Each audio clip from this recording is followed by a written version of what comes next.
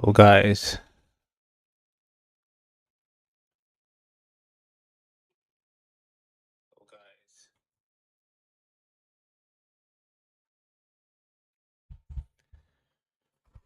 welcome to the another live session of BTC and major crypto pairs analysis. Today, we are going to discuss about where's the liquidity is resting, so that we can find out the best entries and potential profit generation tactics with the short-term uh, entry with the short-term time frame entry model. So if you have any questions, you can put it in the chat box. I would be happy to answer all of your questions, and we will discuss how the market moves, on what basis we are analyzing the market and predicting the market that this is going to move to a respected position or a respected placements.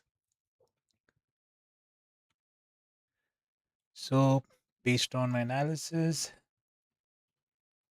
BTC is kind of like a bearish model because the prices keep dropping it.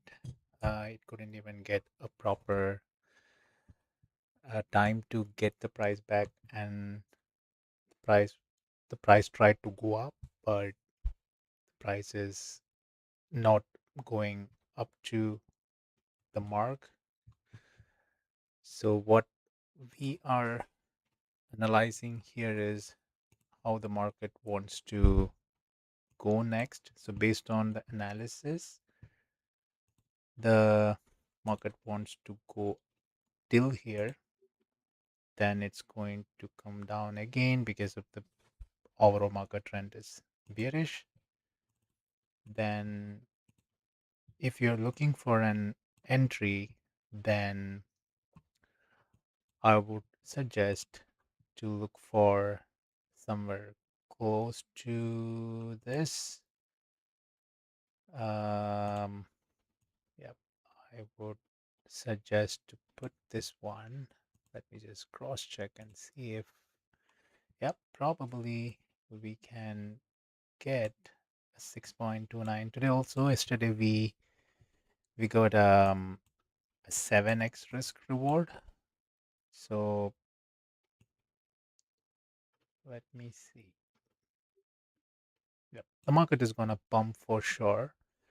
Yep, I was a little bit late, but I already entered the trade when this sweep has happened, because the market took the liquidity here, right? So I entered. Yeah, I pulled the line here, but it's okay. I'll just delete this one. So yeah, I've already entered here, but if you are looking for an entry, probably you can try it somewhere close to here. But the next market move is here, is because of, let me write it here. Give me a second.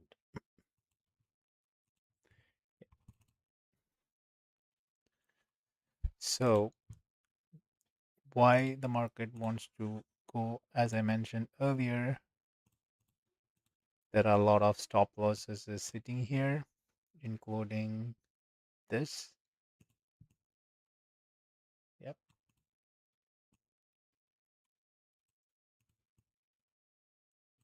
yep. These stop losses, market is trying to take these liquidities.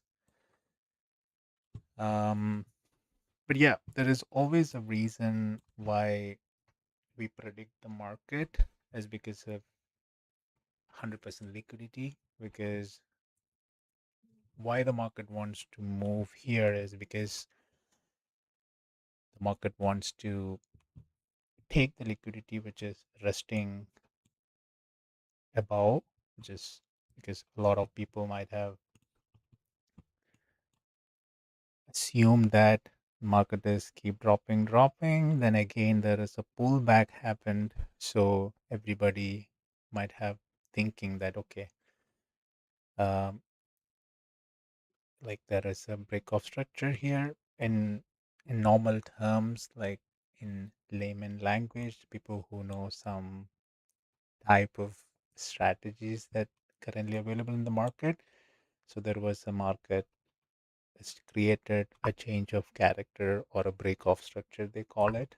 Then everybody will think that okay, now the price wanna come back here, then again it will come down because market already shifted the move into bearish, right? But we always think in a different way, that we think the way that the market makers think. That's where we decided to go up. Yeah. If you entered here, probably you could have ended somewhere here. Yeah, one, if it's hit the stop loss, we accept the reality. Uh, Sometimes what happens that if there was a bad news, right, then the market won't try to take this liquidity. It will like just like drop and dump the market into wherever the next liquidity is resting, right? So that's how normally the market behave. But most of the time our analysis is going to be correct. It's because of we identified the liquidity. Because yesterday also I was mentioning like the overall time, you see, it was arranging and collecting all the liquidity here, or creating the liquidity, whatever you call it. So you see here, this one 6 hours, it's almost around 11 hours of liquidity was resting here. And if you want to consider, oops,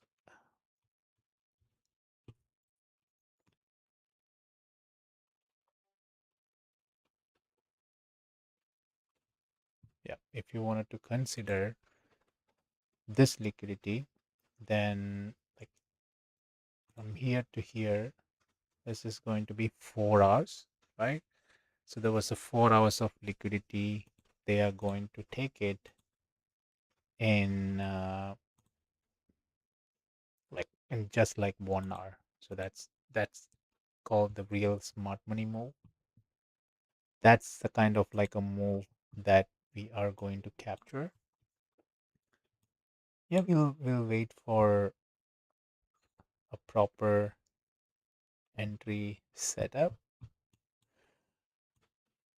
But yeah, I'm not here to give you entry setups. It's like go buy from here, but you should be understanding the logic behind why we are suggesting, um, why we are suggesting or recommending like there is a moment something like this is gonna happen, right?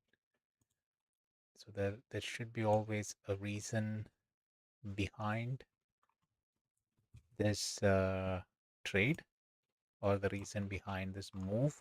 That's the most important thing. Yeah, we always look for the possible traps.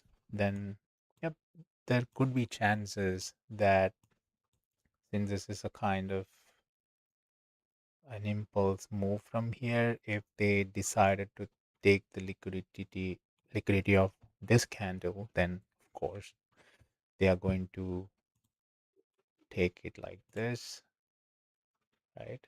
Then also they can go here. But we look for like what is a possible way of collecting the liquidity if the market got that pump.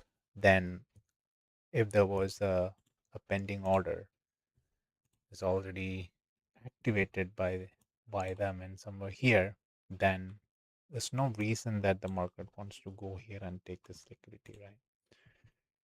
And you see there's um, like a big move, like this candle, then it pumped. So there is a particular reason why they did like this. So technically, it shouldn't be going till here. They'll try to pump. And of course, they're trying to manipulate the user who are entering here by thinking like, okay, this is gonna reverse from here, then it's gonna come down, then again going back, then like that real move that they feel like, okay, anyhow, it's going up and up, then it change of characters happen, then it's gonna down, but it's not gonna happen based on my analysis.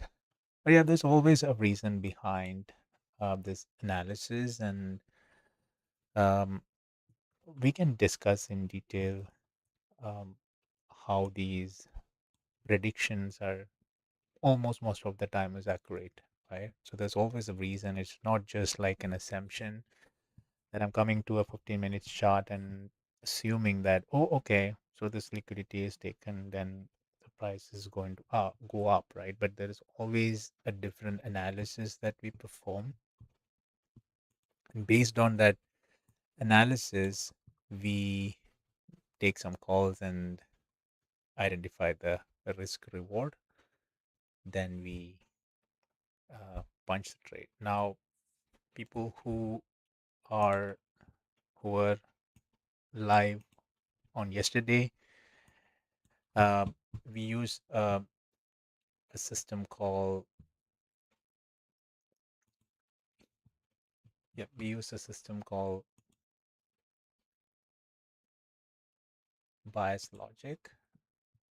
Yeah, I can show you that in detail, but let me just quickly expand it. Yeah, so we use a system called BiasLogic, and I build the system. So this is a clear cut um, discipline based trading analysis platform where it help you to avoid all the emotional mistakes and try to make as much as possible profit and do a math in terms of how much uh, quantity you should buy and all those information. So since we analyze this trade, then I'm going to use this one. Okay, let's say yeah, yeah, for this trade, let's say if we are trying to entering it now, you don't know how much money should I risk, and how much money I will get it. Is this trade is really worth it? Because sometimes there's always a fee included in trading, so you have to make sure that before you take any trade, you try to do an analysis in advance so that you will get to know if this trade is really worth of trade. It's just that I'm giving you a setup. That doesn't mean that you have to go and take it, right? So based on what I see, it looks like it's good. So let's say for a $33 risk, you are generating 176 net profit, which is not bad. Yeah, I always look at this fees and based on your exchange. If the limit fee is 0.02, then the market is 0.06.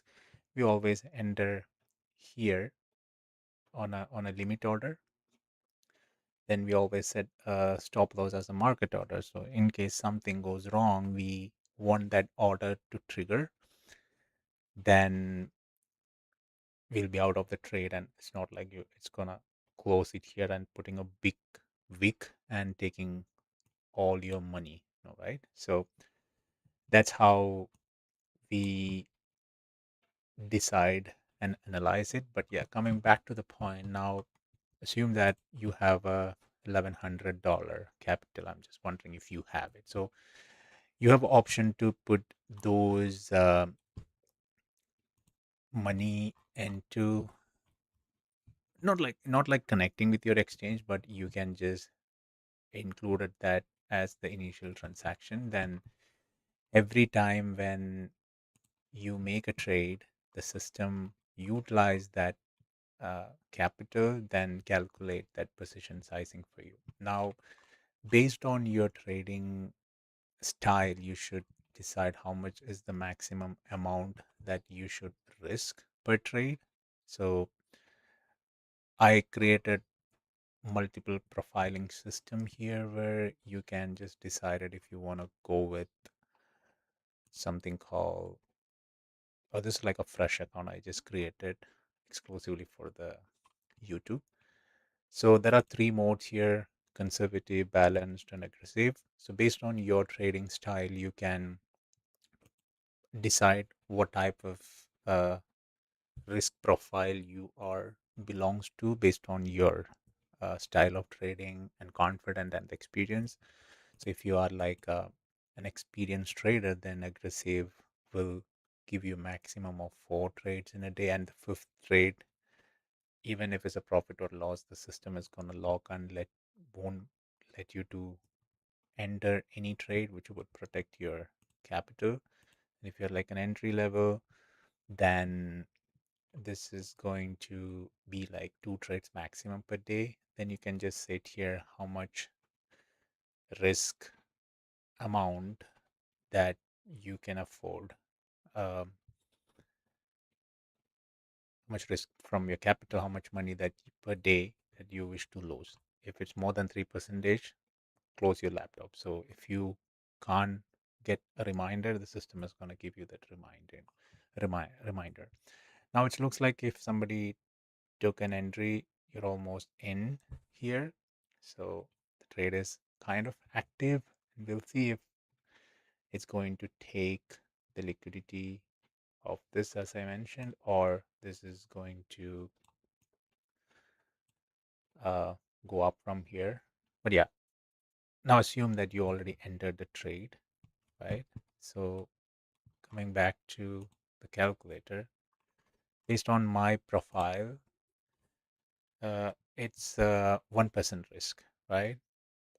But I'm an expert trader. But if you're looking for someone who's like a balanced trader, so once you set this up, you shouldn't be changing it unless until you become like an expert trader. Then you can just change that profile into aggressive. And there's always a consistency score here. Would actually, because I just want to create and show you guys from a blank account, because yesterday I was using a test account, so it has a lot of data. So that's why sometimes it doesn't make sense when you see a consistency score. So when you signed up for the first time, this is going to be a 0%. Then your role is to make sure that you're consistently hitting 90 plus. So that means at the end of the day, you can realize that you are a really good trader, right?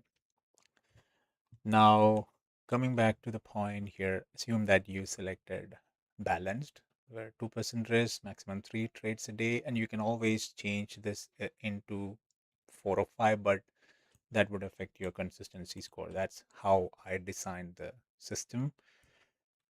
If you choose a profile, always follow what is that base risk mode and the risk rate. But this is something how fast you can um, increase your capital, because if you set 3% of the risk amount, then on one trade, if this become like 3%, then the system won't let you to log that trade, right? But at the same time, if you put like 10%, right, then that means you are looking for somewhere around 10%, like 8%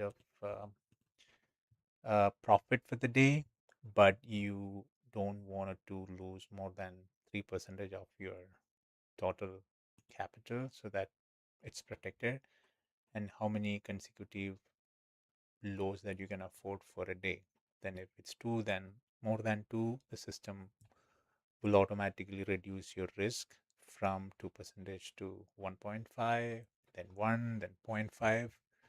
Then once it's hit your daily loss limit, then the system will alert you, don't take that trade. So that's how you should be consistently profitable, because you have to be in the market with your capital to take the trade, because the market is not going to stop tomorrow or day after tomorrow, right? Because the market is going to be keep running. But assume that there was a bright opportunity in the market and you don't have money to trade in, and you wanted to put your money into the wallet, but you don't have it because you were greedy and you were not even following some rules, and you just uh, I would say blown the account, right? So coming back to that point here, yeah, we analyze the market, then we put the entry here. Then this shows all the pairs currently available in the market. So if you want to search something, you can just search BTC USDT. Then it has a feature where it saves automatically every time when you click somewhere outside. And if you go back, then come back here, it can remember what was that last entry. You don't even want to use this button. If you want to use the button, you can go ahead and use the button, but it has an autosave feature so that you don't miss that right entry that you provided. So as I mentioned, your capital is $1,100. Now you have three order type based on your exchange. Most of the time, I would suggest to go with limit market. Market is always expensive because this is going to take 0.06 for the entry order and 0.06 for the exit order, right? So always use the limit market order. That would save you some money. Assume that if I choose 2% of the risk, then the fees for limit market order is 3. But if I make a market order, you can see that the fees jumped into 4.53, around $1 increase. It's for a $22 risk, right? So yeah, so that's the analysis here. Now, based on your entry setup, the system is going to give you a quick analysis whether the setup is right. Of course, system is saying anything above 1x. I set a rule that if it's less than 1.5x or 1x, give a kind of a warning that it doesn't make sense based on the fees. Your net will be far lower. So always um, go for a higher risk reward, so that assume that if this trade hit stop loss, then yesterday, as you were if you were in the trade yesterday, you will be able to see that, like, we got a 7x risk reward. So that means if I lose this, still I'm at profit because I had a 6x, right? Because out of 7x is just like 1x I lost. So yeah, so just to give you an example, like I entered this setup here based on what I see, the initial look, it's good. And now I want to know if I'm taking this risk of, based on the system is saying like I can go up to 2% of my risk, which is safe. So if I lose, I am going to lose $25 because $22 is my risk, which is 2% of my $1,100. That's 22. If I lose, I'm going to lose 25. And if I win, that's around 117 because our risk reward is 5.49 gross and net is 4.7 after deducting the fees, right?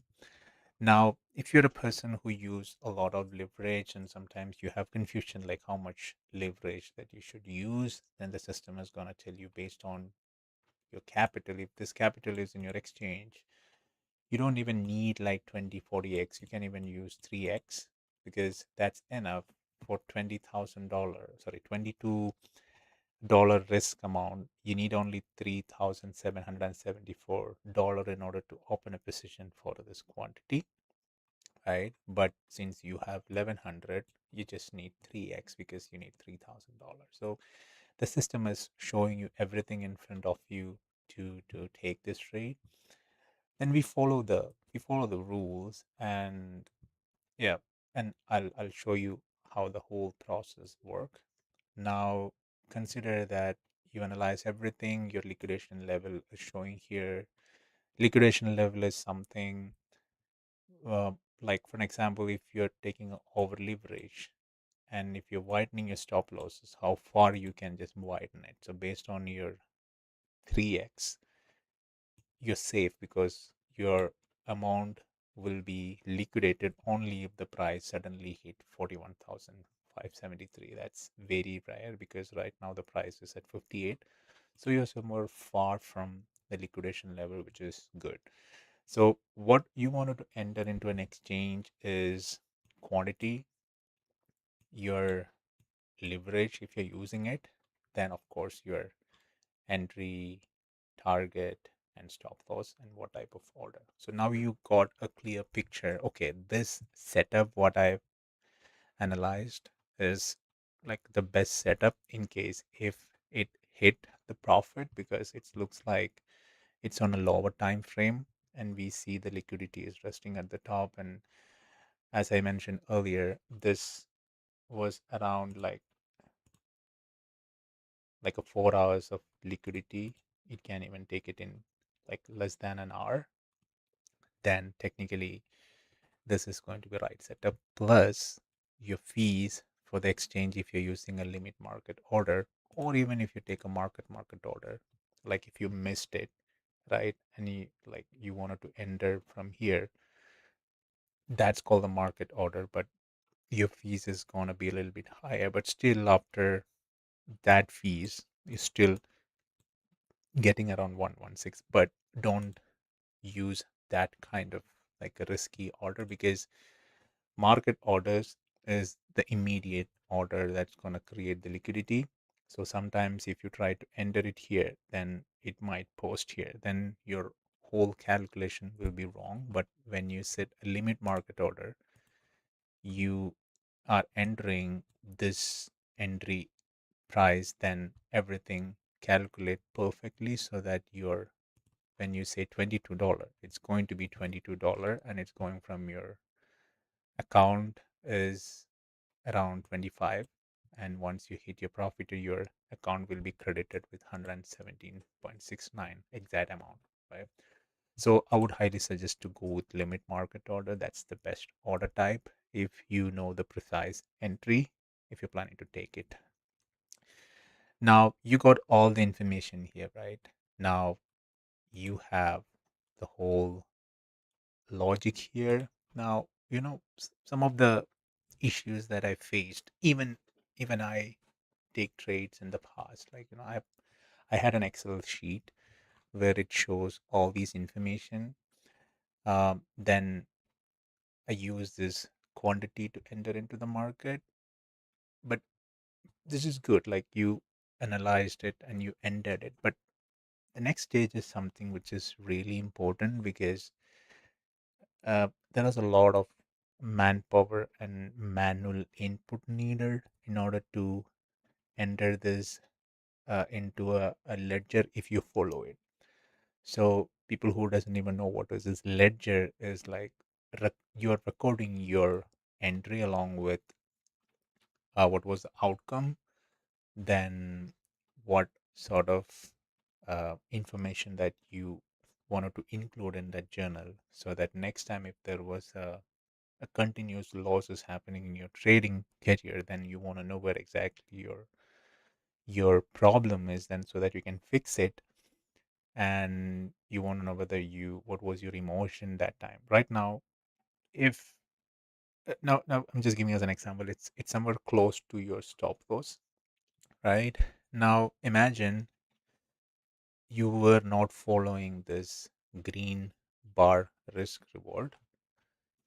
And when you see that, okay, showing $100, if I choose $100, that means I can make $549, right? And I only make $13 fees, but my profit is going to be 534. But you have to understand that your net risk is 114. So if you click it, see that that's somewhere around 9% of your capital. So if your analysis was wrong, then you're going to lose your like 9% of your money, right?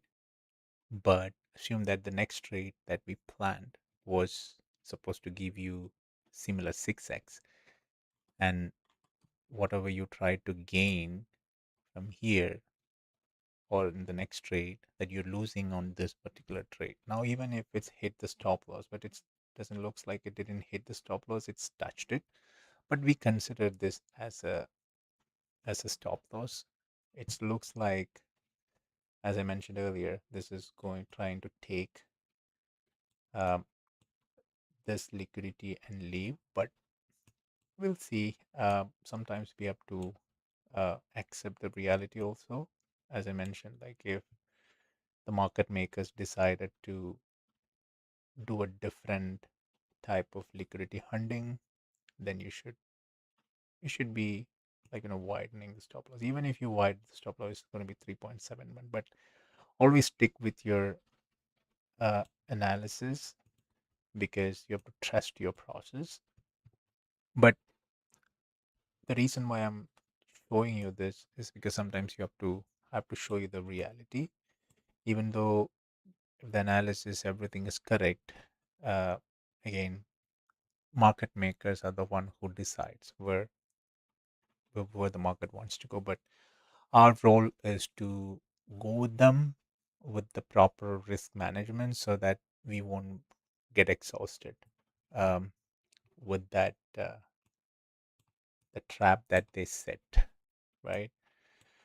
So see, they took the reason why I set a stop loss a little bit below is that sometimes they'll try to take liquidity for the people who set the stop loss below this first entry. But we'll see if, yeah, it somehow touched it where we ended the entry. I think this was 58335. Yeah, this was 5833. Yeah, this was our entry. It's just like a little bit when you see the low. That was 58325. We did 58335. So it looks like it hit the stop loss. Um, but yeah, I was not giving you a setup here because we are here to learn, right? So I'm just giving you a liquidity based ideas like why we are entering it here. Then if you are taking a trade, then how you should approach it, and how you properly risk management it, and how BiasLogic system is actually helping you to um, get you that proper risk management. Because if you are fine with 5x, you can even drag a little bit down, but not after entering the trade. It should be before entering your trade, because the calculation should be perfect. And once it hit, accept the reality, because even if you're widening it, what if they wanted to collect this candle liquidity, right? Then they wanted to drop it. So the more you widening your stop loss, there is a high chance that the market, if they reverse and put like a long wick here, how far you will be widening it, right? You can't. So that's why you have to accept the reality, because sometimes if they decided not to take this liquidity, if they decided, like, from this 15 minutes order block, if they decided, it looks like it tapped it, then what if they want to reverse it from here, then collect this liquidity, then go up and collect all this liquidity, then down. right? It can happen, but how do you know that, like, what is that location where they punch the order? So if I was in your position, I will set stop losses here by entering it somewhere close to here. That was my plan, but since, oh, my bad. So I wanted to enter it somewhere here, then set a stop loss here, somewhere here. That was the safest entry, if you ask me. But this was, I just joined the live. I just wanted to show you, since there was a setup was forming and where is the next liquidity is sitting. So that's why we just entered it. But assume that I'll mark this as a stop loss hit, uh, for explaining you how the BiasLogic systems work, and of course shouldn't be always taking profits, right?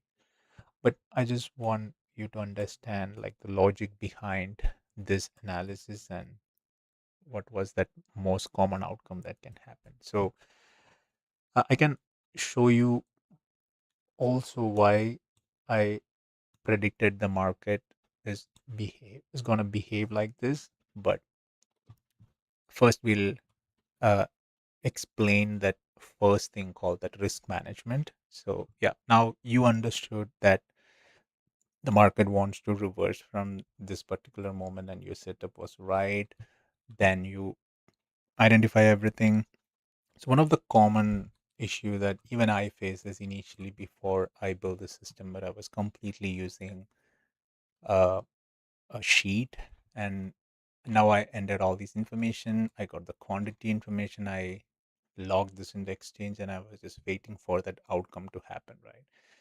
Then if it's hit the stop loss, you know, one trade, I'll be interested to include this in the journal. But we are all human. Like, once it hit the stop loss three, four times, you'll be stop updating that journal, because it's your brain always say that, why should I want to do it, because I'm getting a lot of losses. And but at the same time, when you get profit, first one, two, three trades, you will journal that one.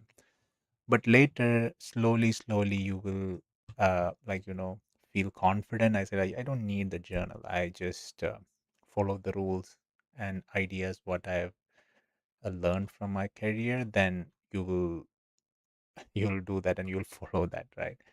But the journaling is important because of not all the day that you're going to make profit, right? And there could be a time where the market makers change the strategy and decides to trap you, and you want to know where exactly you got trapped and what was the reason behind it. And the main thing was, what was the emotional condition at that time? Was there a strategy issue, or was that let's say, behavior issue? So if it's a strategy issue, then it's easy. You can just find out uh, like a best strategy. Like, if you don't believe in this liquidity based um, like, market strategy, then you can try something different. So but you want to know if that was uh, let's say, an emotional issue, or is that like a strategy issue? Now assume that it was an emotional issue, then your strategy might be right, but it's just that you couldn't follow um, your emotion, and you just assume that your strategy was wrong. Then that's one of the reason why you lost your money, right? But yeah, that's why you need a system, first of all, to protect your capital. And that's why this position calculator helps, because this will help you to um, give you in advance like how much you are going to make. And this is going to tell you how much you're going to lose in case if your analysis was wrong, right? And how far you are going to get liquidated. And if you're greedy, let's say for an example, as I mentioned, like, you see now the market is pumping, right? Then you decided, okay, I can just enter the trade and I have $1,000 with me, right? then you'll assume that, okay, if I lose, I lose $100, right? But if I make 535, then maybe I can, then my capital is going to be 1600. Then the next trade I can use maybe 33. So that's where, like, you become like greedy, and the system will prompt you that, hey, don't do it, because this is a human thing. When the reason why I showed this is that, consider this as a positive tool, because assume that if you had $500 at this time on your, let's say, like 5,000, or even like maybe $8,000 with you. I'm just giving as an example. Assume that if you have $8,000 with you, so the whole setup will look like this. See, based on your risk reward, you could have risked 160 because you had $8,000 in your account. So you see, your net profit was supposed to be $856. So this should be the way that you'll be upgrading yourself, not like taking a trade risk of $100. Sorry, my bad. It's just like risking more than $240. See, for your $8,000, you can risk maximum 240 based on the risk condition. But based on your profiling, the way that you mentioned, that you don't want to take more than 2% of the risk, then not more than two trades in a day, then you can maximum lose the money of $240, right? So that was, I'm giving as an example. So your trading uh, psychology and your risk management, it's all depends on how much money you are investing it. It's not like you are putting $1,100, then you're risking, instead of 33 you're risking 180. Now assume that we're all human, and if you had an Excel sheet like this by just using some odd numbers here, and if you choose it, it will let you to take this trade because it was around $17,000, right?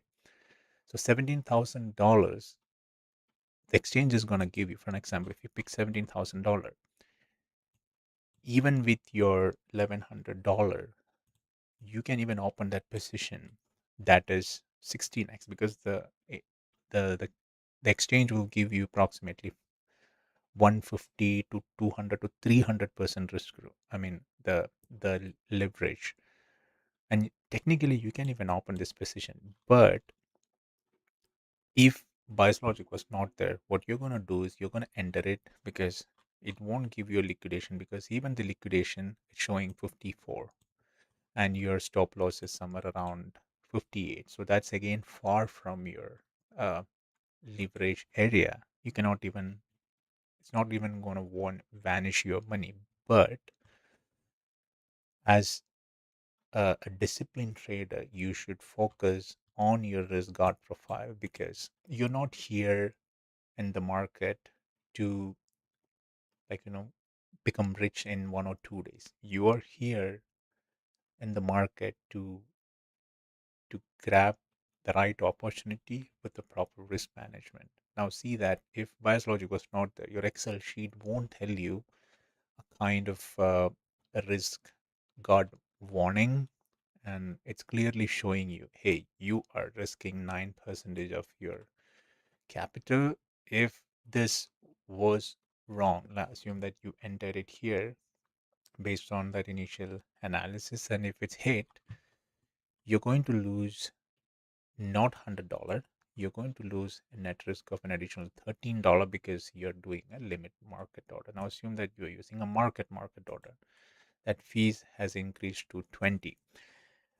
Still, this is acceptable because your setup was right, because this was the kind of a right setup where you are entering on a lower time frame, uh, and targeting the low comes kind of like a lower time frame take profit, because you're not taking a profit somewhere here, which was maybe a 1 hour or 4 hours of imbalance, right? You are taking a profit which is somewhere close, and you are doing something, as I mentioned earlier, like the liquidity, based on the liquidity, because you understood that it was a 7 hours and this is going to happen in 1 hour. So technically, this trade is going to get you that money in less than an hour. Now, the question that you should ask yourself is that, do you really wanted to uh, do that, or do you, let me just, yeah, do you really wanted to do that, or are you planning to exhaust your budget, uh, like, by just taking one trade, because the market is still there. Yeah. Now, coming back to the point here is, yeah, you might be thinking like, why instead of explaining about setups and strategies and how I did analyze the market, why I'm just explaining the risk management? Because this is the foundation of trading, because you can you can learn skills, and you might have found an amazing setup, but you don't have money to execute that trade. Then what's the point of learning strategies? Yeah, of course you can. I can even log this trade by making, I can even buy it 1 Bitcoin and feel overwhelmed by seeing this price is increasing. Let's say, for an example, if it was 1 Bitcoin, that will be around, like, yeah, $19-20. So I feel so overwhelmed by looking at that this value is increasing and hitting 1920, but technically it's only a demo account or a dummy account. It's not coming into my wallet, right? It's not increasing into 3000. So, and I don't even want to, like, make the money in a single shot, because you are here in the market. As I mentioned here, the market is going to go here and collect the liquidity. So you are here to take this opportunity. And if possible, if you have time, you might take this trade also. But we don't know when they're gonna, inject that liquidity and take you from here, because it won't be like this, like immediately it's dropping after this. No. If you miss it, there will be another session where you can take what is that next liquidity is resting, right? Now, do you really wanted to take this trade or even this trade? No.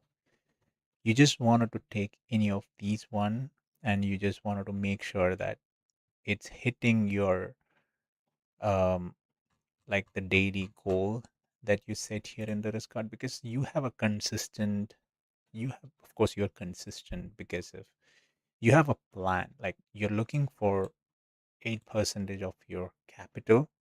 You're increasing every day 8%. So if it's increasing 8%, that means it's good. Like 8% of $1,000.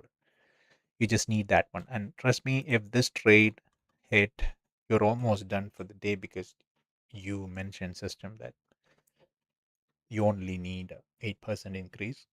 But technically, you don't even need a second trade, because it's done for the day. But assume that you took this trade and it was a loss. Then you took another trade with this, then that was also another loss. Then technically you lost around $600. Not my bad.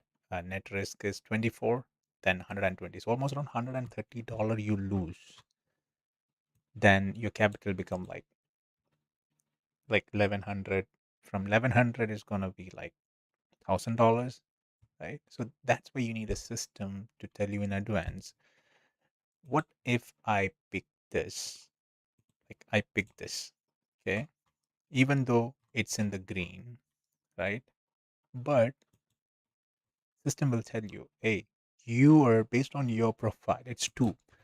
Why you're taking three, right? But at the same time, it will help you to log this trade also, but it has the capability to record all these interactions and give you a score, which we call it as a consistency score. And each time when you make a mistake, the system is going to hit your consistency score and give you a kind of suggestions based on what based on your interaction with the system, what is the mistake that you're making, then how you can fix it, right? So that was the first session here based on your risk profiling. That's like always go with not more than 3% of the risk, so that if the market is behaving strange due to some reason, you're protecting your money, because maybe you'll get a good caught here. Oh yeah, this time it's patience is a part of strategy, but yeah, maybe we'll refresh it. You'll find something, maybe yeah, maybe you'll find something similar to uh, protecting your capital. So always, yeah, stay disciplined and trade your plan, not like randomly entering into a trade. Yeah. So coming back to the point here, yeah, it looks like they're still collecting the liquidity from the user, then it trying to trap the users by thinking like, hey, this is again going down. But it looks like this is a smart money move. You see that? Maybe I'll just drag into the left. Yeah, so that it won't hide. Okay, see this move?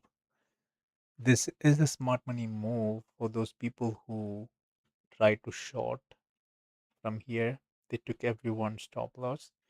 Now they are trying to trap people who enter in between, but most of the time people won't, like, enter here, like enter here and widening stop loss here. So they'll be closely entering here and setting a stop loss here, right? Like a little bit stop losses here and there.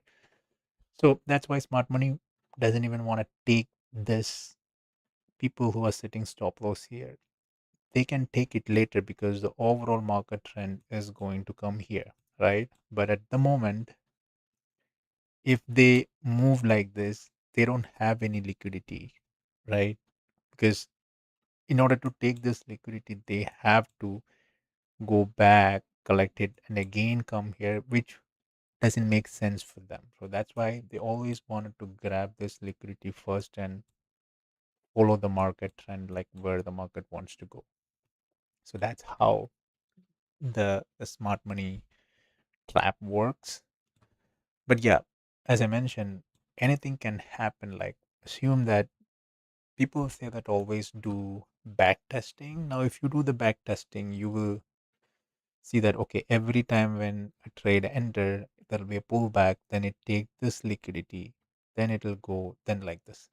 That's what people will learn by doing back testing. But if smart money decided, and if smart money see the market that there are a lot of stop losses here, like a bunch of millions of dollars people are entering it here by assuming that the price is going to go up. I'm just giving as an example of somebody watching this live. Let's say 1 million people is watching this and they all said like $10, then that's like $10 million. Is not, I'm not saying like all 1 million people are going to watch my videos, but there are a lot of other people are also doing it. Or maybe based on human psychology, people might have said it here.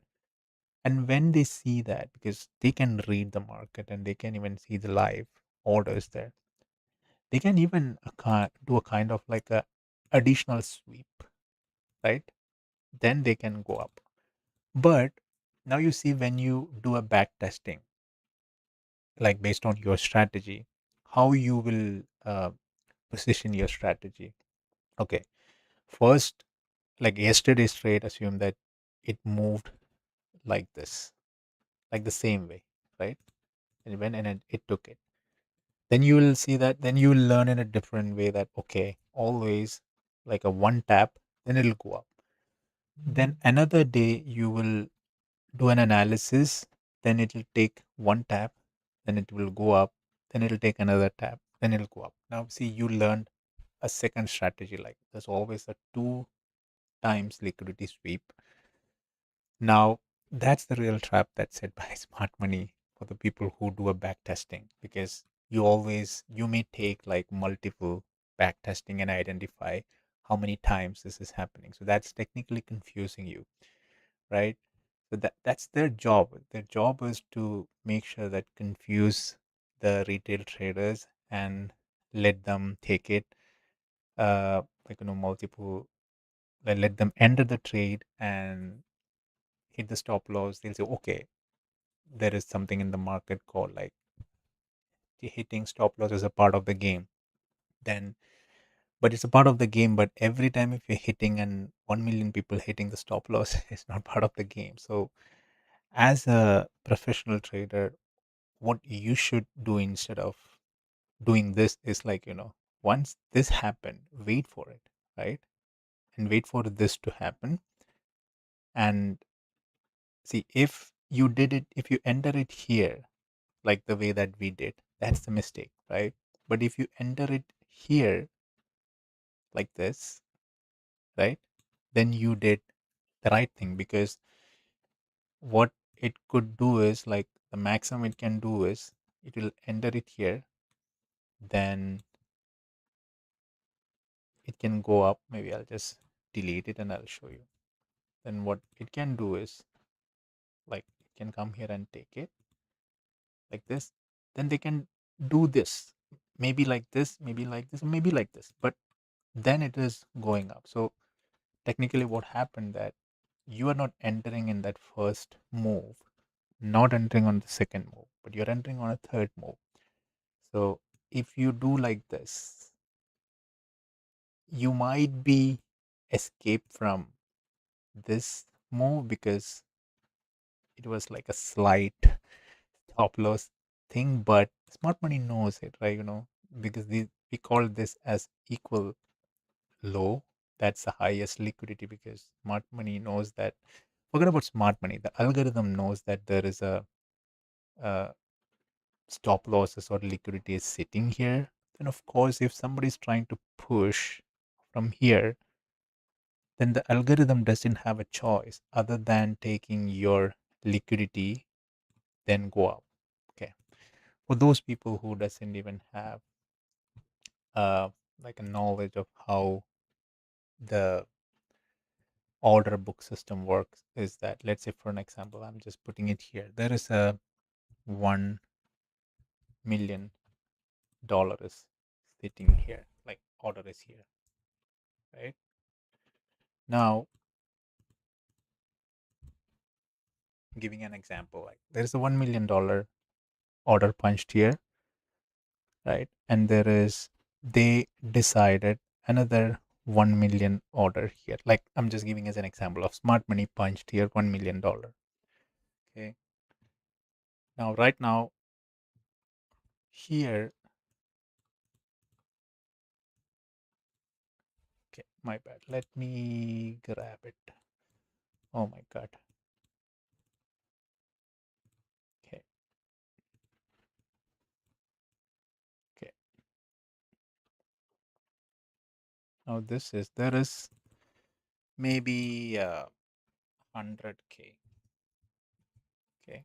So here is, come on. Okay. Now, I'll give you as an example. Like here, 1 million, after taking all these liquidity, like here, they got like, let's say, uh, 500,000 liquidity here, right? Technically, the market wants to go down, but you know how these smart money manipulates is that if there was not a $1 million limit order is punched here, then the market will do the same thing and it will go down. But you know what they normally do? They'll punch a 1 million order here because they know that they might get 7 million from here, right? So they purposefully punch a 1 million limit order here. So the algorithm doesn't have a choice other than, like, collect it, right? Then here also I'm just putting it here. Here, let's say they identify 6 million, right? Then, so for the people who they don't even understand that logic, I'm just talking about this one, okay? Come on. Yeah. So they put another 1 million here. Now, clearly understand the logic behind here.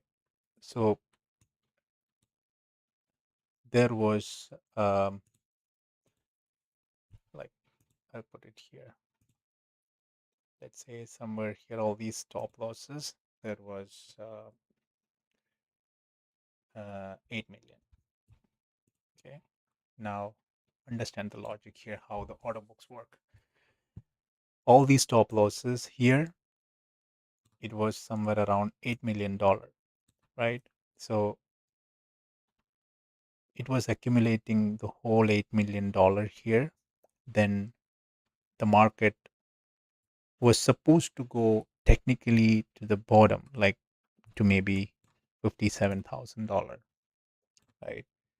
Now, based on the algorithm will try to find the limit, like the pending orders. That's how the algorithm designed, right? Now, there was a 8 million sitting here. That one of the reason why the market is keep coming here. Now, what happens that if it took the 8 million, then technically it should collect it and look for where is that next million, which is here. Like 6 million might be sitting somewhere here, right? So that's where next the market wants to go.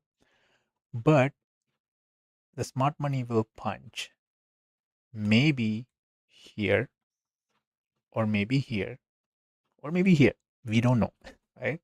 Now assume that if they punch here the 1 million, like they set a limit order 1 million, the algorithm doesn't have a choice other than reaching this 1 million and collect that order. But do you really think that the smart money is that dumb to waste that 1 million for the sake of it's going up here, then again going down? No. You know what they want? 8 million, they took it. Now they invested a 1 million by looking at the 6 million here, right? Because all these 7 hours of uh, liquidity has, I'm just giving as an example of around 7 million, $6 million worth of orders pending there. So they'll try to bring the market to take this 8 million, then give the algorithm a push from here by making a 1 million order, which only the big player can do, not retail trader, because you don't have $1 million or even like 10 billion or $1 billion worth of money to move the market, right? Now they said 1 million here by looking at the 6 million. But as a retail traders, we always look for this trend and we'll go, but they think it a different way. That's how now the algorithm got like $1 million. Now there might be another $10 billion sitting somewhere here. But for a short term, smart money need this 6 million because they are here to make money, not to not to show you this kind of like a chart and show them that hey, we are smart money. No, smart money, the reason why they call it smart money is because of they're smart. Right now, what happens that they push from this $1 million by taking this to take the 6 million. Now once they collect the 6 million, if they don't set like a 1 million here, because right now the market is reversed, right? Technically it's not reversed. The algorithm is keep chasing where are these pending orders. Now it going up, and if they don't punch it, the market will reverse and it will look for where is that higher value orders. But technically the market doesn't even want to go up, right? It want to go down because that's where the lower level liquidity was resting, or And again, it's not us, it's decided by the big players. If they decided, like, hey, this time we'll decide to move the price into $70,000, they can do it. But we'll identify, like, we think from their point of view. If you are the smart money, how you're going to trap the people. Now, it'll take all these 6 million order in 1 hour and they leave it because they already punch a limit order here. I'm not saying like they're going to punch it here, but somewhere here, like, because the overall liquidity hunt by the algorithm is bearish and they just make a push from here, right? Then, like, that's where, they bought it at the lower price, like 1 million worth of order at $58,000. Then they are selling it at $60,000. Then they are making a short entry of 1 million of 60,661, and they are buying it again at the lower price. Do you really think that this is a good job to make millions of dollars?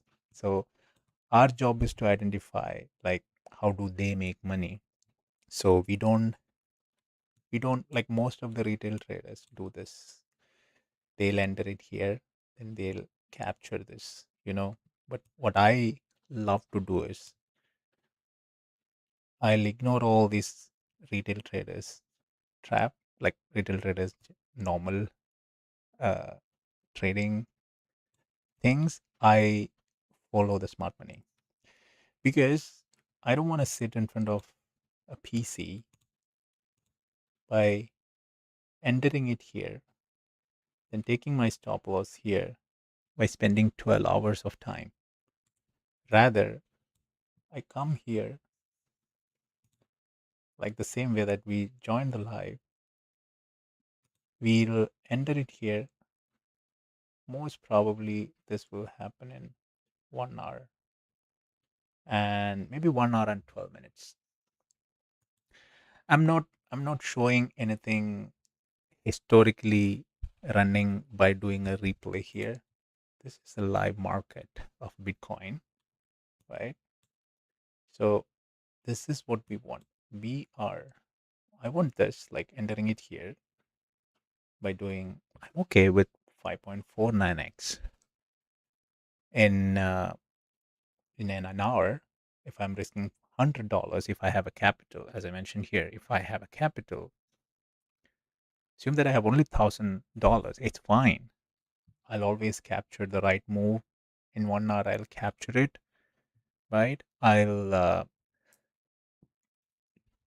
like put risk of $33, but I'll be, because of course, if you know the strategies and things, like, people become like, people stop following the system.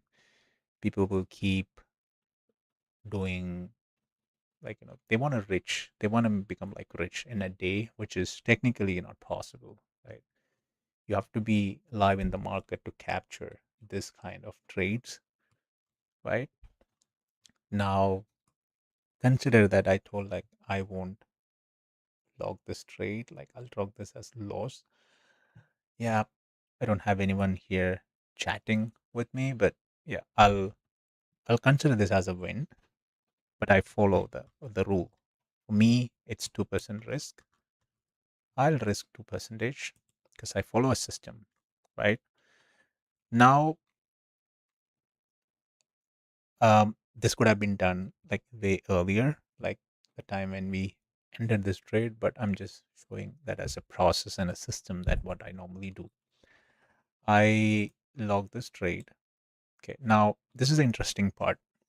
As I mentioned earlier, you need a system to tell you what you're doing wrong and what you're doing good. If you're doing good, you don't need an appreciation. But yeah, if of course, we need appreciation, but it has to give you motivation. Then, if you're doing something wrong, a system should tell you, like, hey, you're doing something wrong. Right now, the session we are at is the Asia. Um, so I'm going to put that information here. That's the only information that you want to enter it here. Because, yeah, coming back to that point. So What I normally do is in the past, like if I enter this information, I know the quantity, it's $22. I'll put it in a sheet, right? Then if it's a win, sometimes I even used a Notion dashboard. Sometimes I put it, but every time you need a manual work, like for an example, you have to copy again the entry, again the exit, again the stop loss, and put in another sheet and do the math. How much was the net, and a lot of equations. And sometimes, as I mentioned, if you're hitting stop losses, you will stop doing it. But the way that I customized and designed the system, it's a kind of like a flow that you're coming from the position calculator. Your role is to provide only these information, which is um, it's a mandatory thing in trading, right? So, and the other thing is like follow the risk guard. And if you don't have a chart, you can look at the chart here. Then analyze the market, uh, analyze the trade setup if it's good or bad. And if your analysis is correct, now you are doing a system. So now uh, I'll come to this part of dynamic TP plan. Um, Maybe later, if you have time, maybe you can explain it. Now, okay, since we are here, we can explain it. Yeah, the market is supposed to go and hit the uh, take profit. I'm wondering it. Probably it'll hit it. Now, the dynamic TP plan is technically is a capital protection plan. So, based on your risk profile, this percentage changes. So, for an example, right now you see here is 3565, right? And if you go to your risk guard, by default, that's 60/40. You should take your first TP on 60 percentage. That is the full profit.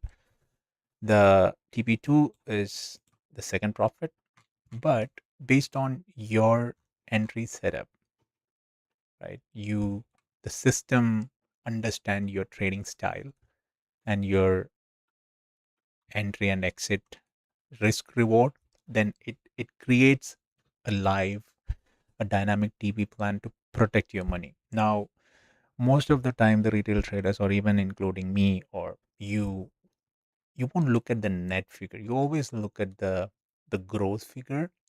So net figure is really important because there's always a fees involved in trading. So now assume that if you are entering a trade not with me, like you are entering it in a different time, and that was a kind of like a ranging market, and you don't want to lose your money, right? So what you normally do is you will uh, enter it and it'll hit your stop loss and you lose money. So when I said you lose money, you're not losing 22, you're going to lose 26. But with the dynamic TP plan, it actually protecting your capital by giving you a little bit profit and booking profit early so that you're not losing this or you're not reducing this capital, right? You're keeping your equity and you're live in the market. Then you are, uh, of course, if it's the trade is in your favor, you're going to hit the profit, right? Now, as I mentioned, I showed you like 60/40 was individual profile, like your profile, dynamic TP, but the system identified that. Uh, Try to take it at 35 so that at least you protect your capital and make some money into your wallet. Then, if this price goes in your favor, you get a total profit of 87. So, when you compare that with your gross risk reward ratio, it might be a little bit slighter, maybe like one less risk reward. But if you're a person who feel like, hey, I feel like this trade setup doesn't look seems to be nice because there's a chance that I might get into the stop loss. I'm not talking about this stop loss, right? Now, for an example, it's suggesting 59,190. So let's see where is that 59,190. Yeah, so it was somewhere here. So if you followed this dynamic TP plan, Like if the price came here, it's just like a really nice movement. Like from here, like 1%, around like 1.39%, you will take a profit of $7. That's technically its gross is not seven. The gross is 7 plus 4. That's $11. But we don't we don't even look at the gross because you'll always look at the end of the day. You always look at how much money that you're gaining it here, right? So yeah, so that $7 you will bag it. Now your capital grows. Technically, if it reverses from here, you won't lose anything, right? Because you protected your $22 and you also made a $7 profit. And again, if the analysis was correct, there is no win. That means there is no loss for you. It's just like a test setup that you did. And if your analysis was right, you backed 87, which is still good, like 4.9x. You got it without even risking a single dollar. And that covers your fees into the exchange, that covers your selected risks. So technically, I would say this is a capital protection plan rather than call it as a dynamic TP plan, but it can also consider as a dynamic TP plan. Okay, so coming back to the journal. Now, this was the hardest part that I faced, and that's the reason why I made this one. I hate the manual work, and sometimes I feel exhausted. And I know that the feelings when you are a trader, you won't feel like doing it every time unless until somebody is making you. It's way easier to do it, right? Now, I log this trade based on what we discussed. Like I'm following the rule, everything looks green. I clicked on log this trade. Now my role is provide a very few information, not like the way that you manually update an Excel sheet or Notion dashboard. So what all the information you entered there, it automatically remember and follow and fetch here. You don't want to do anything. Everything is calculated by the system, but it looks like your order is market. Yeah, I'll change it to market limit. That's what I wanted to do. And again, it's $117, 22% risk, 2% risk. Log this trade. Now you can see here, limit market, everything looks normal. Now you just wanted to provide some strategical information for the system to give you some of the issues you might face when you have a loss, right? So because data is important, you need to collect some data, then provide the system. Then the system will give you your trading style, some of your best strategies that works for you, and it'll protect you from losses by entering into a trade on a different sessions using a different setup, right? So I use the session I was at Asia. I use Asia. What do you call it as? Um, I call it as liquidity sweep. That was a strategy. You can call it any strategy, but always um, use that same strategy name, or I'll try to write the code to remember. Maybe in the future, if you write something, it should show an auto fill. But yeah, it's a nice idea. I'll keep that in mind and I'll try to update it later. But just remember that when you write liquidity sweep, just use liquidity sweeps. And if you want to write something about your feelings or what was the reason behind this setup, it doesn't have any role in analyzing or giving you any sort of like suggestion. It's just you.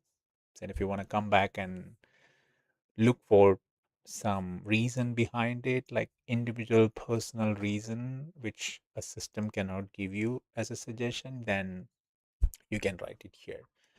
Uh, Market reversed from the second pullback, which we discussed instead of the first one. The stop loss hit was so close, something like that. Like if you wanted to describe how was that trade, and if you hit save trade, That's where your journaling system is done. You don't even want to write anything. Now, the question here is always make sure that you um, follow the right date. Sometimes what happens that if you live in a country where a date is, because I noticed this, that's the reason why I just said this pop up. Currently, the country that I live, the date is 25th, but sometimes it takes um, your internet provider's time, or even like it might adjust the time into maybe 2 to 3 hours like later. So that's why this is important, is because of based on this date, the risk card profile will show you how many trades that you log for the day. Because I noticed that I was keep making this mistake of choosing a wrong date, then the risk guard will show that, hey, I didn't take a trade. Then the second trade I'll become lost. Then I realized that I made two trades instead of one. So as I mentioned, the input has to be right. So here for me it's 25. Then I save it. Now the date is correct. I'll hit save and confirm. Now my journaling process is done, right? So like it remembers everything, but of course it won't remember this because there are some reason why I didn't set that remember it, but because you rarely come here and do it. But calculator is a page that you spend most of your time, because this is where you make the money and take some good decisions and avoid uh, risking too much, avoiding your uh, greed feelings, and follow a discipline, and everything happens here in this section. Then yeah, you come here in journal. Now this could have been done when you enter the price here, right? Now you come here, then you wait, and you wait for the trades to happen. Now if you come back to the calculator, you see here technically you made, because you already punched into the exchange, right? That's why you're waiting for the price to hit the um, take profit. Now it shows green, so which means you wait for that right setup to happen. And yep, there are a lot of features inside it here would help you to become like a profitable trader, which I each and everything I faced in my real life. That's what I implemented it here, so that this will be helpful someone who's looking for a proper structured trading system that will help the user to save money, make right decisions, and being like disciplined trader. So based on what we see here, we are somewhere 3.3x. You know, technically you can exit the trade.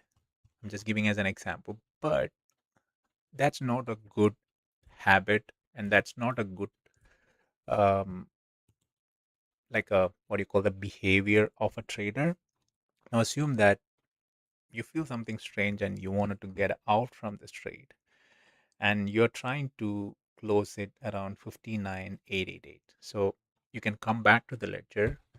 Then this trade or any trade that you take, there's only going to be four outcomes. Either you will win with, as I mentioned, if you're closing right away on a specific price, or you will lose, or you will close the trade in break even by just like, you assume that the trade is like going back here, then setup is not good, and it's coming back here, then it's not closing it above. So you will ended up here and close it at the break even where you entered the price. Like your entry, you're coming, if the price coming back to entry, you're dragging your stop loss into break even, then you're closing it. Then you can do that by click here, then a manual exit. So the manual exit is where you put the price, which is 59,872. You can manually put it here, then you can confirm close. But see, if you did it, price is again pumping up. But I'm giving as an example, you manually do it, then this is where your trading habit you're explaining with the system, like what was that trade? Was that like a good trade, or you followed some sort of like a rules, not bias logic rules, like your rules, because it's your trading skill and set of rules that you gain from your lifetime experience, and you follow a system, because the bias logic will only help you to execute that system if you have an issue with executing that system, right? But this is a tool is helping you. But if you have set of rules that you set in your life in trading, then you can give your honest feedback here, because this is a data that system collects to give you the right output in terms of suggestion. So if you give a wrong data here, the system always going to give you a wrong recommendation, which would not be that nice when you have an issues and you wanted to fix a problem. Then system is not a magician to understand your mind and brain and give you a recommendation, because you have to give the honest answer. So in my case, see, I had options to exit early, like you didn't, because you might have feel like, okay, it came here and it touched here, right? Again, it didn't even close above here.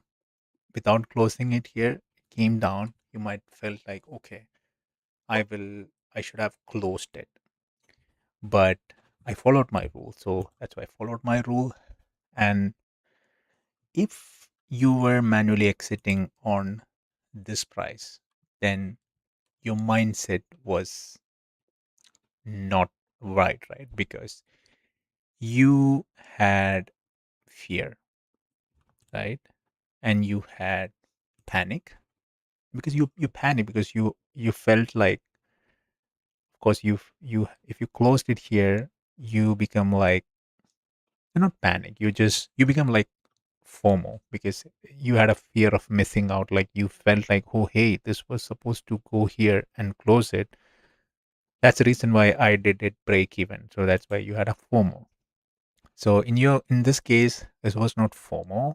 It could be either, it was not even panicking. Like if you're closing it manually, it was not panicking, because panicking is like you enter it here, it moved up and you missed this entry and it came back and you entered it somewhere here. That's panicking.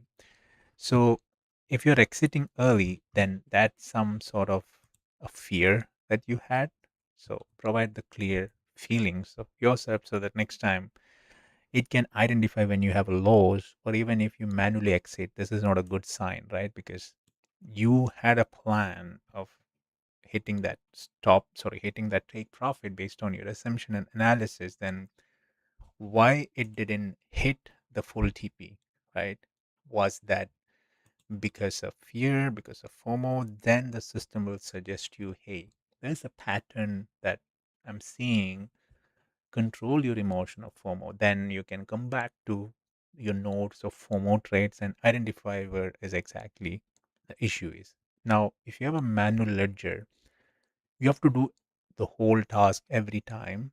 And trust me, even if you have these tags set up in Notions or Excel sheet, um, the way that I write this code and the algorithm analyze your trading behavior with each of this closure style, you are getting a customized report.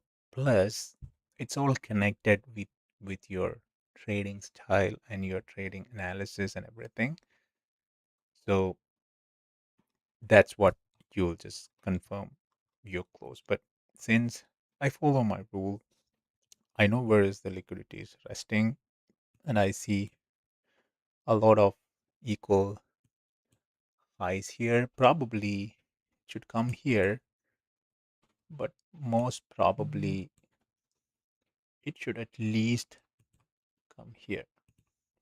So since it's supposed to come here, um, but it can even raise a wick, like take those bigger wick and exit all those people who entered the position, right? So But there are another analysis also why I just draw this line because I can explain it a little bit more when it comes to when we analyze the market a little bit in depth, right? Yeah. So coming back to the point, yeah, it's supposed to hit here.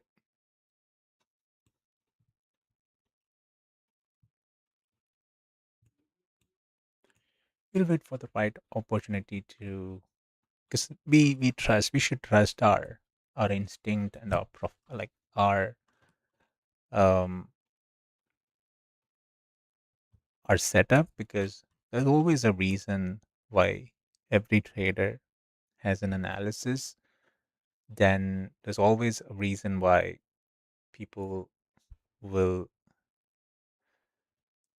design a system or so-called strategy because you should always trust your skills. Not if someone is telling you in a group or in live chat, say, "Hey, close the trade. You're gonna lose. You're gonna lose. The market is gonna reverse from here." Yeah, if I was entered a trade like this, right, like this, giving as an example, then I will if I set a stop, like take profit here, right, by assuming that not 19, but giving as an example, like this 6x.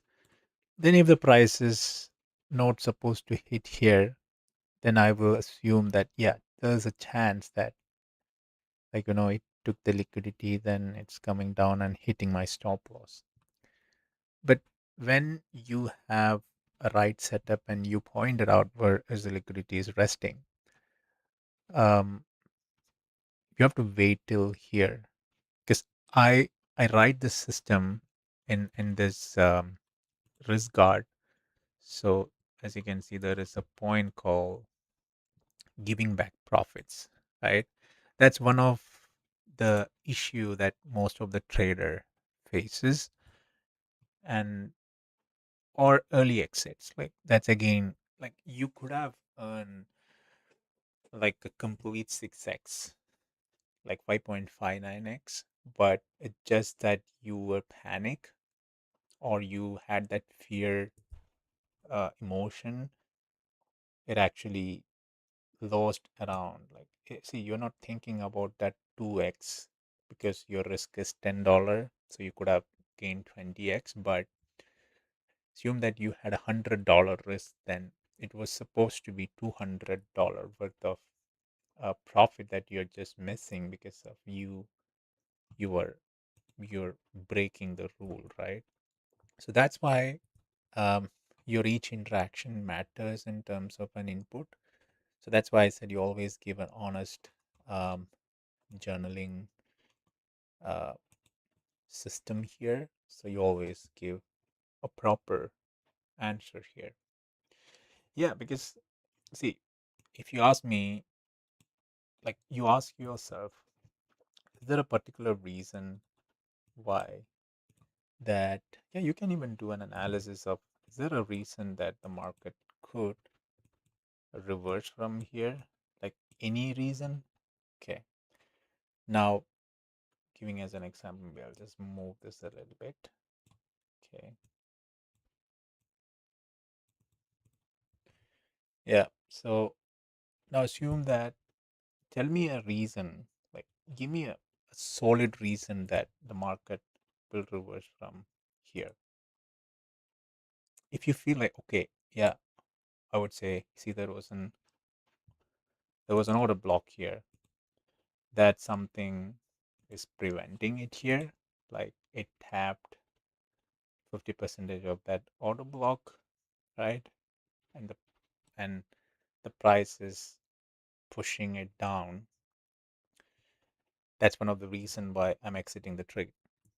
Fair, makes sense. But is that the logic is correct? Like, of course, the market wants to go down, but as I mentioned, this is a smart money move. So what is the target of smart money? Smart money's target is the pending liquidity. So where are the pending liquidities? Bare minimum here, right? At least smart money won't leave this money, right? This is, I would say, the equal high, like individual equal stop losses, like a lot of stop losses might be here. And do you really think that they'll leave it and they'll push the price down, right? And again take a liquidity from here, then they move and take it. If I was smart money, I would never do that, because for me, money is important, because I want that, as I mentioned, I want that full 6 million. I want that full $6 million. I want that full $6 million. Then, yep, I need that full $6 million into my wallet, because what? I want the price to touch my limit order of 1 million, uh, not here, maybe somewhere here, whatever you call it as. And trust me, maybe I can even predict it, how this is going to look. Uh, yeah, something like this, you know. So what they will do is there will be a lot of stop losses, right? Now assume that, okay,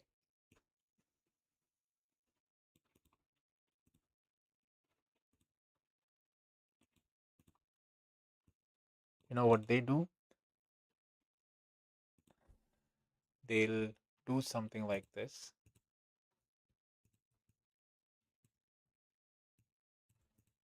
Yeah, they'll do something like this by,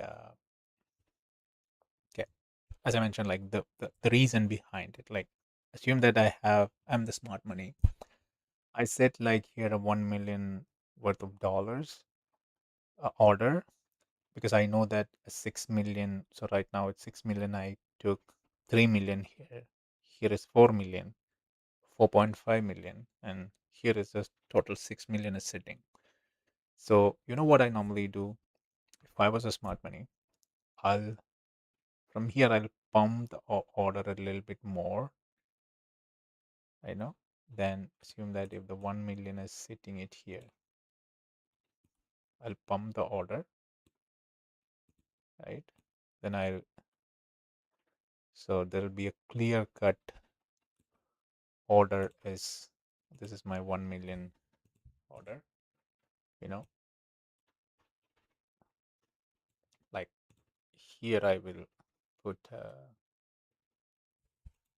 you might be thinking, hey, 6 million is too much, but smart money is 6 million is nothing.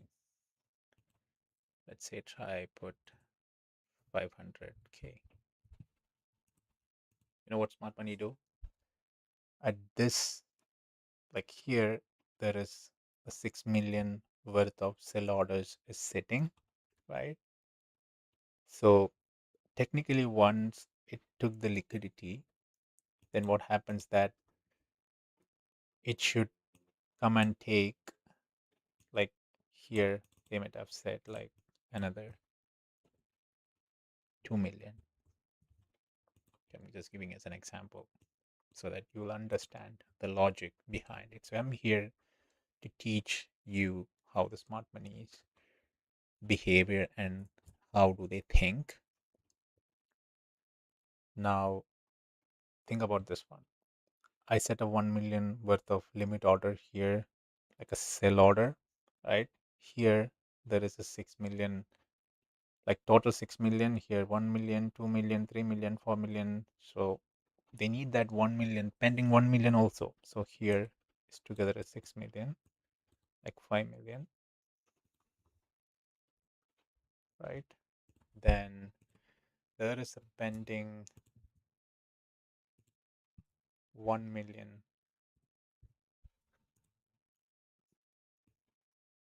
See, there is a pending 1 million sitting in this one. So do you really think that they'll get this 5 million, then they'll then leave the market to automatically move here?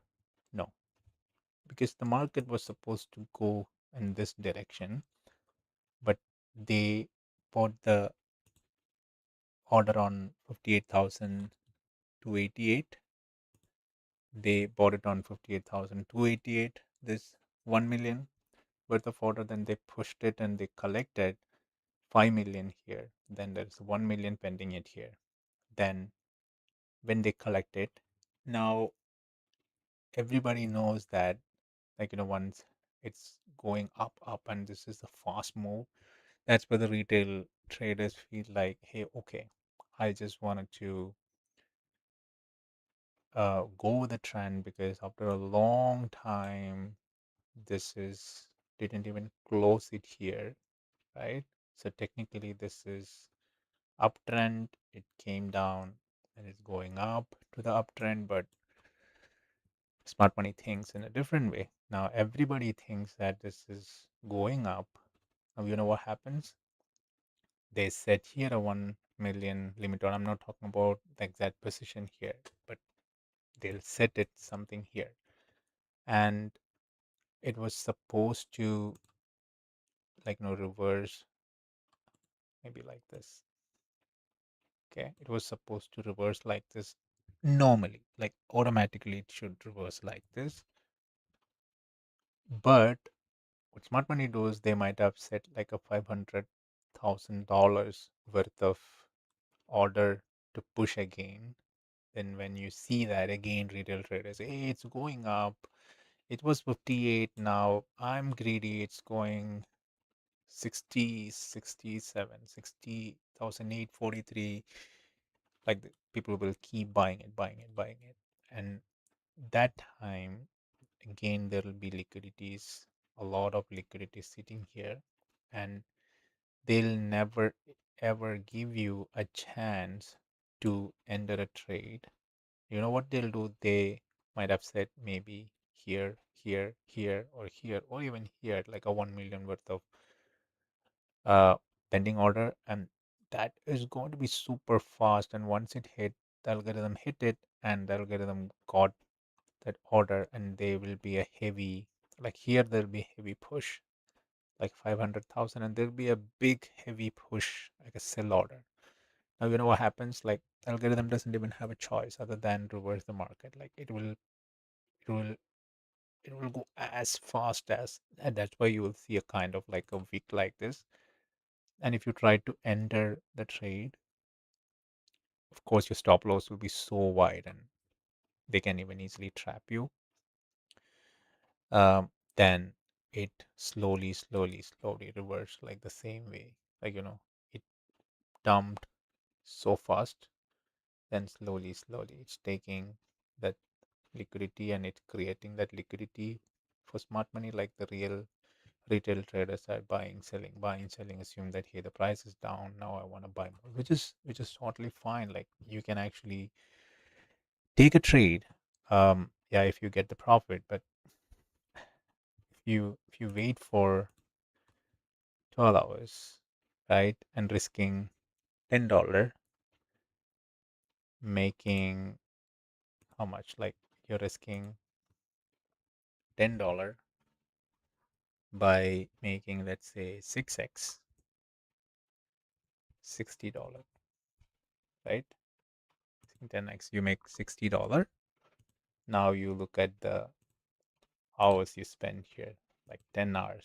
Now you divide 60, which is divided by how much? 12. I'm just giving as an example. Like, people who have less money, that's $5 per hour. See, you don't want to do this because you don't want to do this one. See, I live in a developed country where a bare minimum a job hour is somewhere around $20, and I get freedom, I get lunch break, I can have to work and have job security and everything. Even if the business doesn't do well, I get my $20 minimum payment, right? And you're saying you are sitting in front of a computer for 12 hours and technically you're making $60 for that day, and technically you're making $5 per hour. So then what is the point of trading? There's no point of trading it. Like you should go and work on a retail job, or even like a mall, or even if you work on office job or do a food delivery, which is totally fine. It can even get you more than that. If you work for 10 hours, 20, it can make you $200. It depends on your country if you work here, right?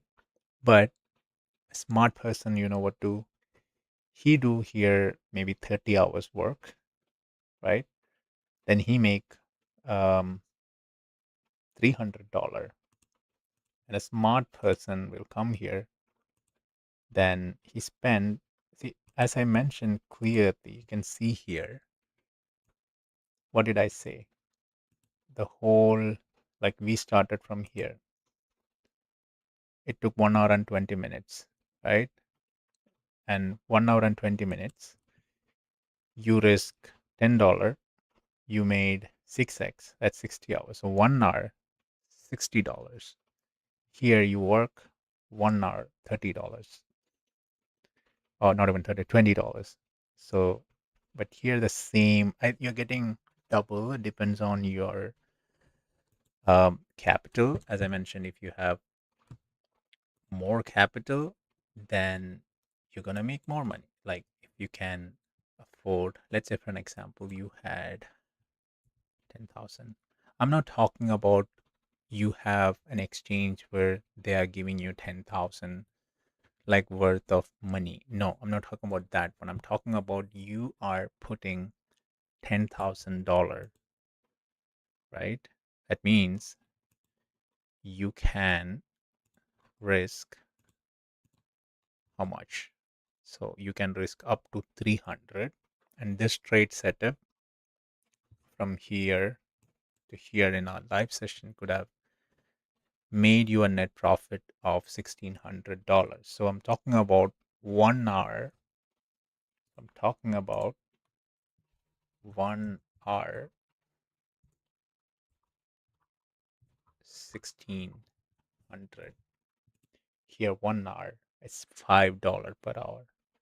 1 hour, 1600 for a 10,000. And if you consider like you don't have it, let's say $4,000. See, you're not even losing that entire 4,000. You're risking only 120,000 max.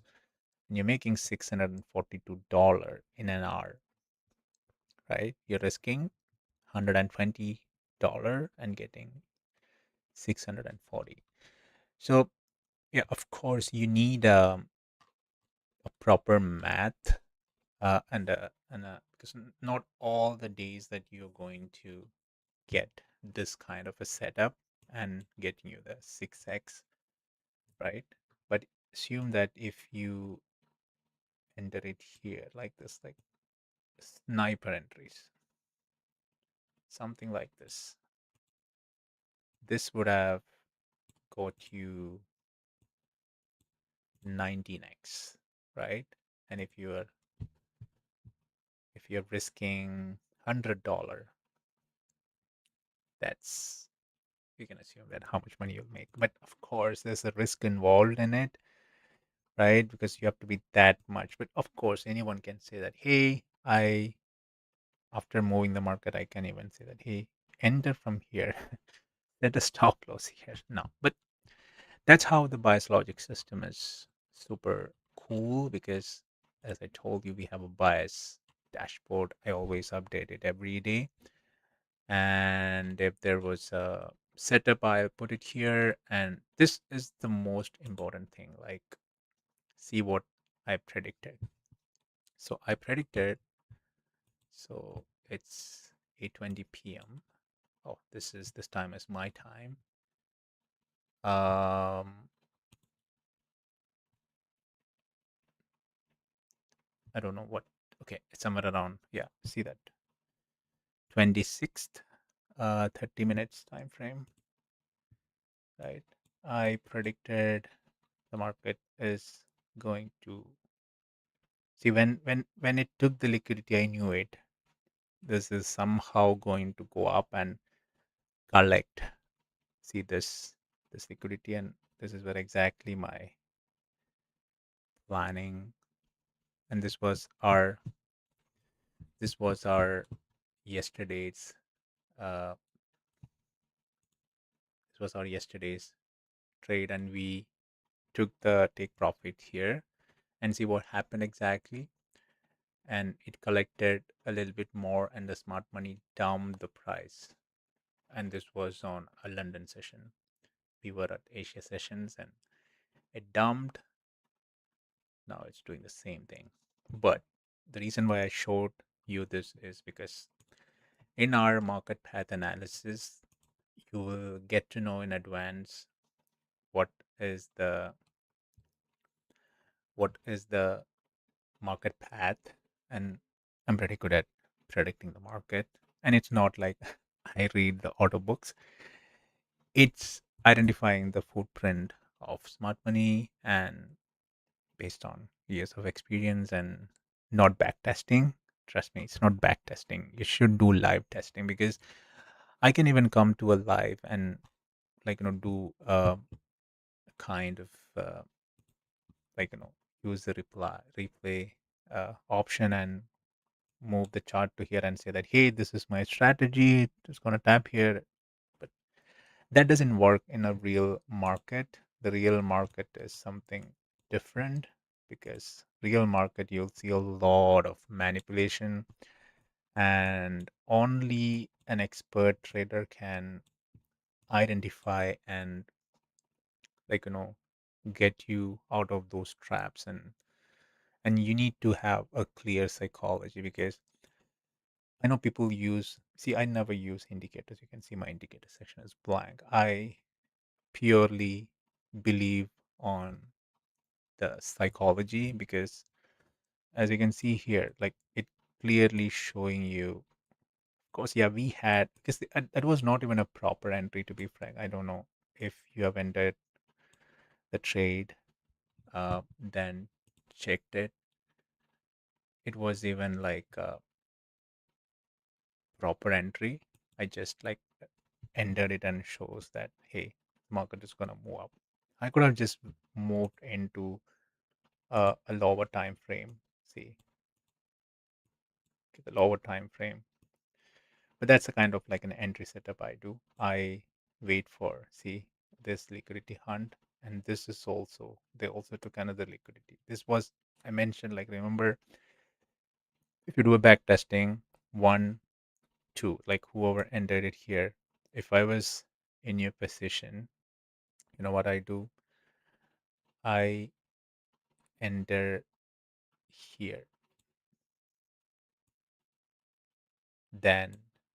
But that doesn't make sense when I say this after getting into a trade. But we were on a 1 minute time frame, so this one was around 12.7. But we don't need the 12.7. We can even widen the stop loss, and that's even like 9.58, right?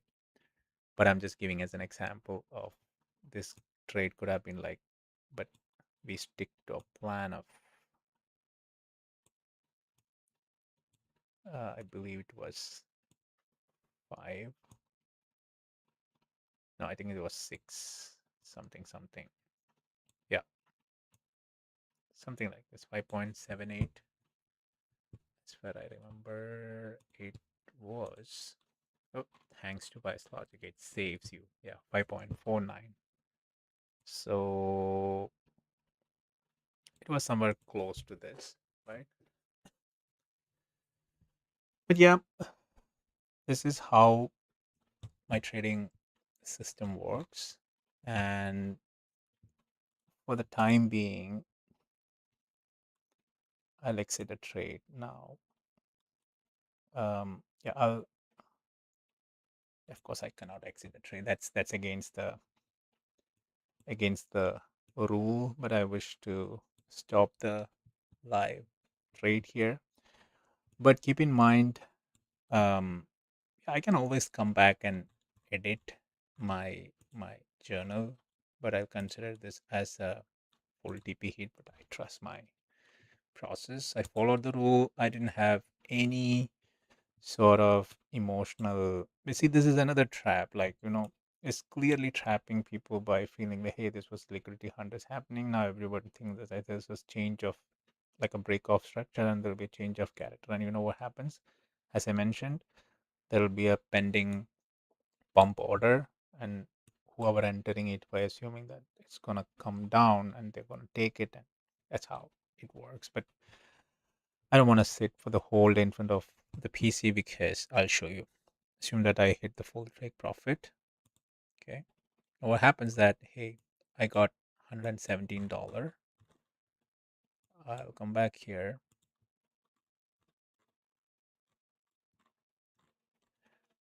It was 1100. Yeah, see, $118. I made $117 because I'm considering this is a full TP hit. Now you see what happens. On the risk guard, I mention it. See, I have a target, which is 8%.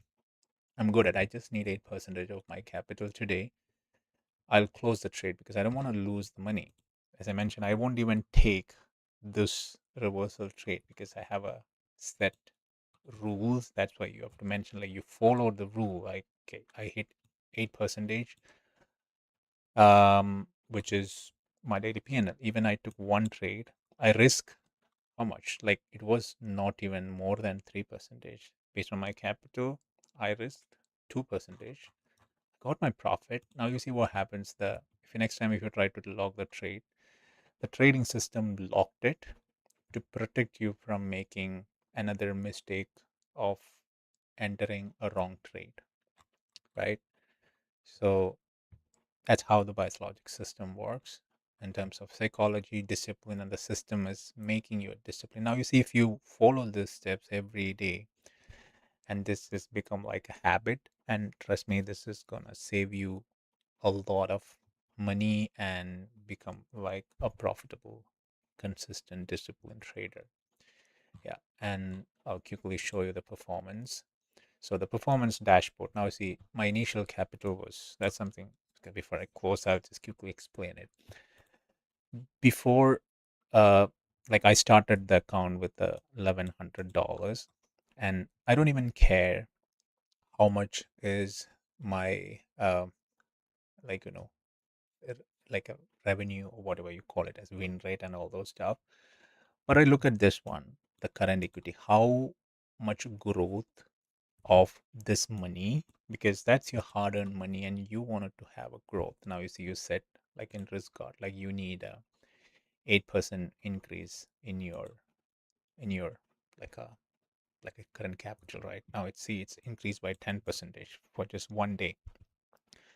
And in order to get you a 10% return on a stock, even like an S&P 500, if you do it on like a bank interest, that would cost you like 9%, right? But this is really important, like how much, like a return that you are getting from trading, and how fast the money is growing, and what is the growth rate is something important. And the bias logic dashboard will show you, instead of giving some random, like, unrealistic promises, it gives you your trading data based on your trading style. And this is the growth of my account, and this is from trading. I made 10% growth just by just one this trade, if it hits the respected take profit. And yeah, I took total one trade, and I closed one trade. The win rate is 100 because I took only one trade.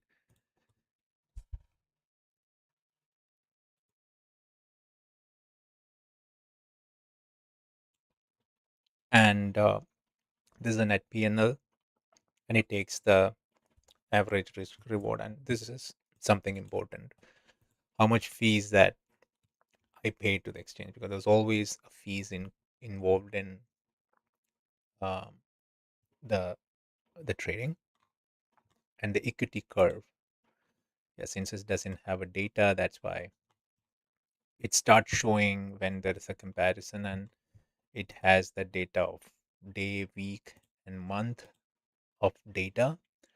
Now it shows you the calendar, um like how many winning trades, s- like in the whole month. And you have, if you have a profitable month, then it shows how many trades you took, whether there was a win or there was a loss. That information will give you a cube data here. Then it shows you how much money that, based on your day wise data, it show you if you put some money out of your exchange, you can manually update it here. But yeah, I'm just showing some features of the bias dashboard. Now the setup information is important, because this shows you a quick picture about, like, whether this was a trade on which pair, what was set up, which session actually have your highest win rate, whether long or short is actually getting you more uh, profit. This is something important when you start taking a lot of trades and providing this information to the system, and you can easily avoid some sessions and some setups and some pairs. Based on that information you provided, the system will suggest you here in the recommendation page. And there's something called consistency, and that you can see here how consistent you are, because consistency plays a key role in trading. So it grades you based on your input in that journal, how good you're doing weekly, monthly. And if there is a, yeah, see, you followed one rule because you provided that there. And yeah, that information will be here. Yep, that's all for the day. I still trust my setup. You can trust BiasLogic. This is going to hit this take profit. I know that no one is watching it here, but in case if you're seeing this video after I stop it, wait for price to hit that. Thank you all for um, this session. We keep coming on daily, and you can always ask questions, and I would be happy to help you with analyzing. You can even share with what pair that you would like to discuss, so we can discuss that in detail, right? So that's all about for the day. Thank you so much. See you on the next live video.